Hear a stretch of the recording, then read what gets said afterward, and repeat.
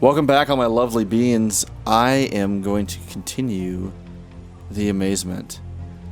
Last time we were in Da Vinci's place, as we all know and love him as, but we are going to leave because good things cannot stay forever. So in fact, we're going to jump to Chichen Itza, I think. Is that how you say it? That's how I've always heard it said. But let's do the briefing before we jump in, because you gotta do the briefing. Here we go. Sometime around 1000 AD, the ancient Mayan civilization of the Yucatan Peninsula began to die out for reasons yet unknown. Also around this time, the Mayan capital of Chichen Itza played host to newcomers in the form of the Toltecs, a culture closely related to the Aztecs. No one knows for sure whether the Toltecs invaded the Mayans at Chichen Itza, or if migrating survivors of their own dying culture were simply allowed to settle there. Your mission is to observe the resident culture and gather information that will lead to a definite answer to this question. But warning, there will be a human presence in this environment. Gather footage from a safe distance and avoid being seen. Your destination coordinates have been scanned and cleared. Now, I don't think we heard anything or read anything bad about this place, so let's cross our fingers. But we should be good. The death scenes, if we see any, which we did, are by accident. I'm not going to be like pushing up roses and go intentionally do them. But if they happen, they happen. I want to throw that out there. That huge pyramid is the Castillo. It's dedicated to Kukulkan, who was the Mayan equivalent of the Aztec serpent god Quetzalcoatl. The structure behind it is the Temple of the Warriors. Cool. An interesting thing about El Castillo is that it was built on top of a smaller, older pyramid. In fact, some of the other Mayan pyramids have been built over the previous pyramid as many as 6 times, with the old temple still remaining underneath. I would guess that we're standing on the High Priest's grave pyramid. Historians have theorized that before it was a tomb, it was used for some other ceremonial purpose. Arthur's got a lot to say in this place, which is great because I really enjoy hearing him. Field. The Maya played a game which was kind of a cross between basketball and soccer. Without using their hands or feet, they'd have to knock a hard rubber ball through a slightly larger stone hoop as high as 30 feet off the ground. No such thing as sore losers, mainly because the losers were decapitated. Fun fact, this has actually been proven the opposite in recent times since this game came out. The winners were decapitated so that they could go on to the afterlife in a preferred fashion. At least that's what I heard last regarding this. Correct me if I'm wrong, but I'm not. Overlooking the ball court is the Temple of the Jaguars, which also function as box seats for the royalty. I bet they don't get decapitated. That circular building is the Caracol, which means snail. The Maya built it as an astronomical observatory. They'd line up the sun and moon through rectangular slits in its walls to identify important days like the summer and winter solstices.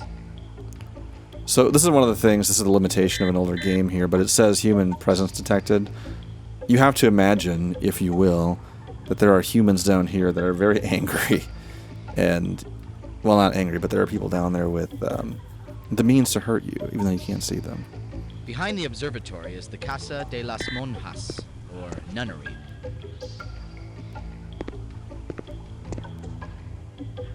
This is a little hard to see, but I think it's a depiction of a ceremony.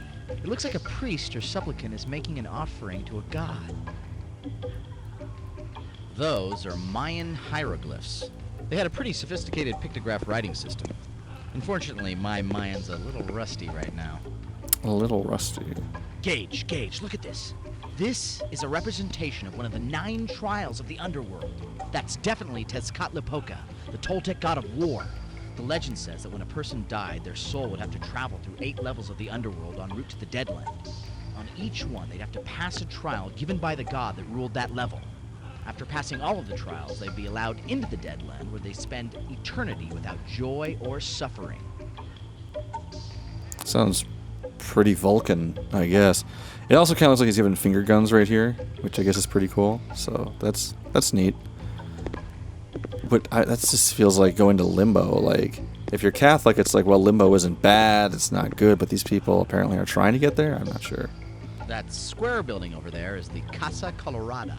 Historians believe it was the house of the high priest. That's cool. That's a chalk mule. They were pretty common in Chichen Itza. Generally, if you wanted to be accepted by the gods, you'd place an offering in the chalk mule's hands. I've only seen pictures of them facing away from the temple. I wonder why this one's facing inward. Fun fact, again, if we go back and we look at Gage's apartment, you will see something very, very similar right above and behind his desk. I noticed that when we were there the last time. This is a Mayan ceremonial calendar. The larger disc has 20 month names inscribed in it, and the smaller one numbers the days. When they're spun, they make a month-day combination where they meet. If you do the math, that's 260 different combinations, each of which represent a day of the ceremonial year. Historians think that certain days of the ceremonial year were reserved for honoring the gods with human sacrifices, bloodletting, and other fun rainy day activities. Hey, what can you say? I guess the Mayans can be summed up with one simple word: fun. Hell yeah! Nothing you wouldn't see at a party on Saturday. What do we got here? This is a list of some sort. I'm not sure what it represents, but each column seems to end with a date. That's all four. So what we want to do here is... The blue stuff in the bowl is called palm. It's a kind of incense. The Maya used it as an offering to the gods. boldly painted ceramic tripod bowl. Boldly bold. That's cool. This looks like an ordainment ceremony. That guy with his head lowered is probably a supplicant to the priesthood who's just passed his rite of initiation. It seems like these scenes are showing ceremonies that take place in this temple. It was destroyed long before anyone had a chance to record any of these murals, so we're the very first ones to see what it might have been used for. Well, first one's from our time, anyway. Considering that the priests are wearing their best jaguar hides, I'd say this scene is depicting a pretty important religious ceremony.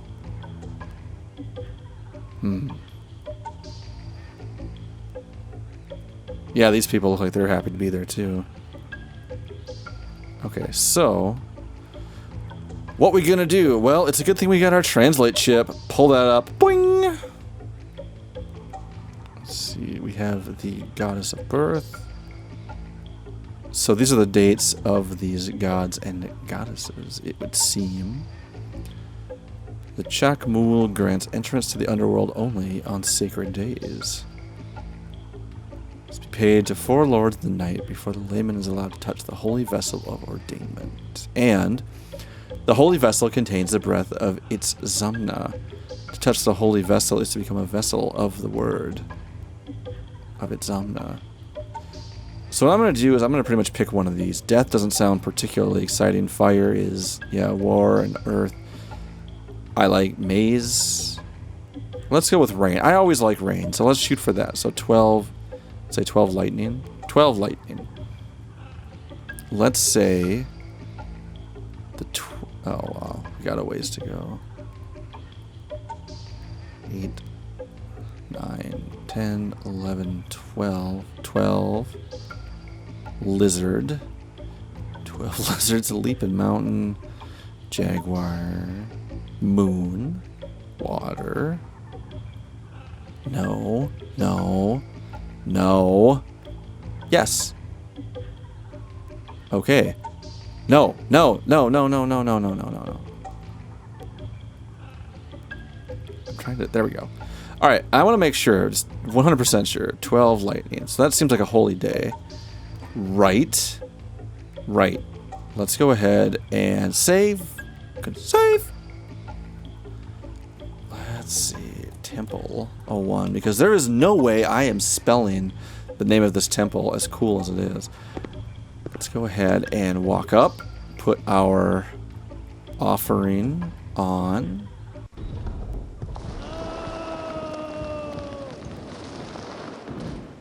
Hope we don't die. We didn't. That's good. Spoiler, if you don't put it in the right day, you will die. It's a lot of spikes and shit. That skeleton isn't exactly fresh. They've obviously been using these caverns for a long time. He looks Either that or happy. they left it here for foreshadowing. What a happy man, yeah. I knew that archaeologists found a series of natural caverns underneath this pyramid, but I don't think anyone's ever been able to figure out what they were used for. The Maya believe that the underworld was entered through a cave, so it's a good bet that that's what this place represented to them. Judging from what we've seen, I'd say that this is some sort of proving grounds, probably for supplicants to the priesthood. And considering that their word for the underworld was Sibalba, which literally means place of fright, I'll bet this was no funhouse. But I bet they were all real good at pod racing. As I recall, the Mayan heavens in the underworld were usually represented as a 13-step pyramid on top of an upside-down 9-step pyramid, with the earth as a flat plane in between. The 13 gods of the heavens ruled the daytime, and the 9 gods of the underworld the night. That's why they called them the Lords of the Night. Their heavens were pretty exclusive. Only certain people like sacrifice victims and children were let in. The underworld was for everyone else. Anyone that didn't get into heaven would have to make the journey through the 9 levels of the underworld to the Deadland, which was ruled over by the god of death. Lovely. Well, we're not getting out the way we came in. The opening of that shaft we fell down is at least 4 meters above us. I guess that's the idea. No other way but forward. I just hope there's another way out of here. This place really reminds me of, if you like a good story that can take your time, or I mean, you know, like you take your time with, check out Ted, what was it, Ted's Caving Page, right? Let's pick this up. Copper Medallion is a good time. Yeah. So we want that. But check out Ted's Caving Page. It's just this old school... It's not older than the internet, but it's old. It's this old kind of writing thing, and it's worth the read, trust me. And you're not going to understand probably right away. Wow, that's a little presumptuous, huh, Fox? Like, oh, you're not going to understand. But trust me, you're probably not going to put it together right away how it connects to this. But trust me, it's a good read, and it does connect to this kind of thing. At least it makes me think of it anyway. Check this out. He looks kind of like a nutcracker, only a bit more colorful. I'm going to walk to the other side here, too. I like watching him walk across these steps. This is what is cool, too, is even for the time, look at how natural that the head movement on this is. Of course, not right when he lands, but... Gage, relax. It's a door. It's a door. Don't get too excited, although those are some pretty nice hips. If you're going up an elevator, make sure not to stare at somebody's hips. Yeah, we're going back out. We're going to go back to Chateau Garde for now.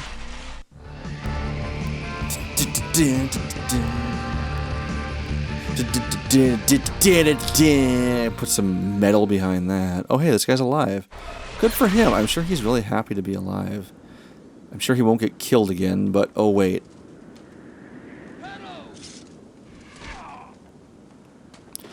Now, I was watching the first episode again when I put it up, and the thing is, Gage's notes say before he can draw his sword, he's struck with an arrow. Now, I don't know about you, but I saw and heard an arrow come straight the F right out of that guy.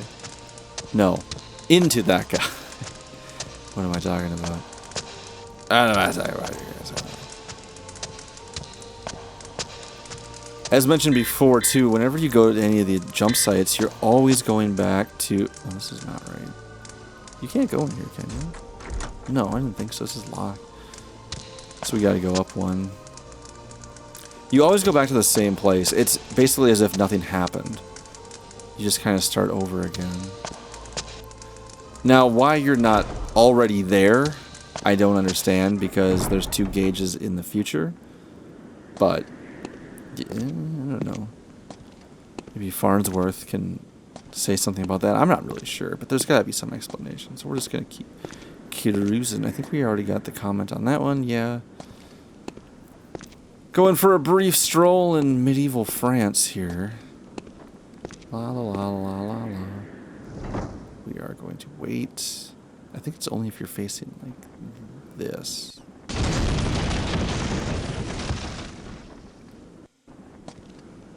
Yeah.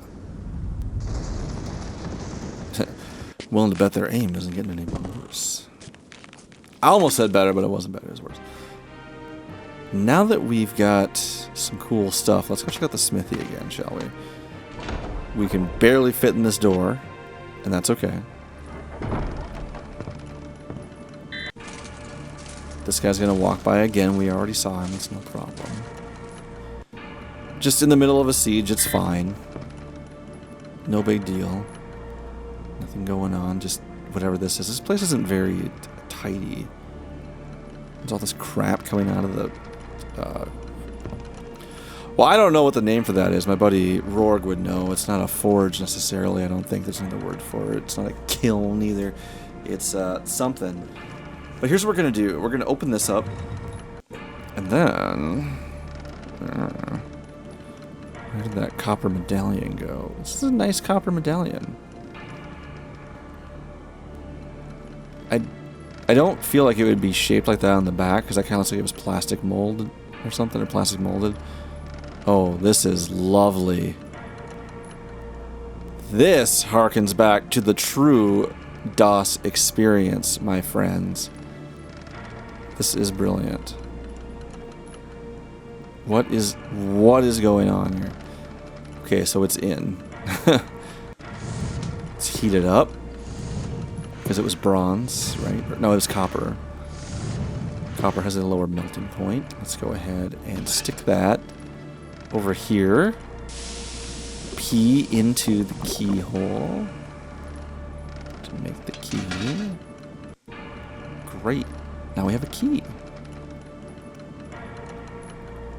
Awesome. Alright, let's leave. Because there's nothing else that we need to do. We're not taking any swords with.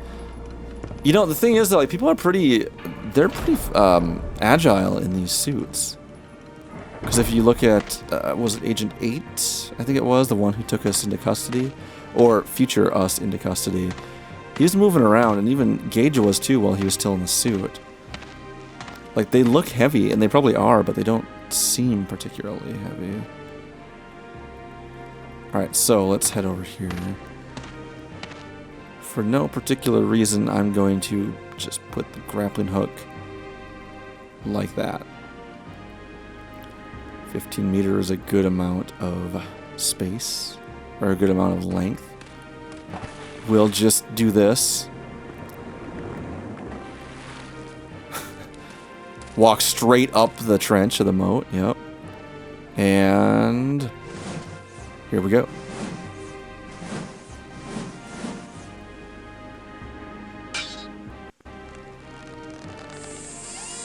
Hello, Joseph! Shut up, fool! 'Tis all for naught! That guy always looked drunk to It shall me. not claim this tour!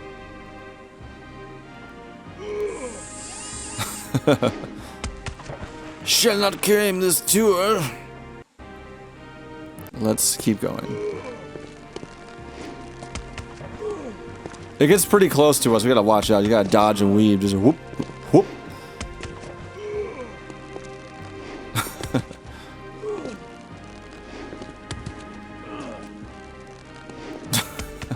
They're not a very good aim, which is fine. Quick! He's in the king's chamber! He's in the king's chamber. Now we gotta act quick. Like, quick. You can hear him. He's in the king's chamber! You have very little time to get that cloak on. Oh, it's so cool, though. Alas! He escaped us! He must not wretched the goddess! He escaped us. I don't think I've ever heard escaping before, but that's totally fine. You can't move when you're cloaked, by the way, so it's not like we can just run away or anything like that. But we need to escape into the next episode.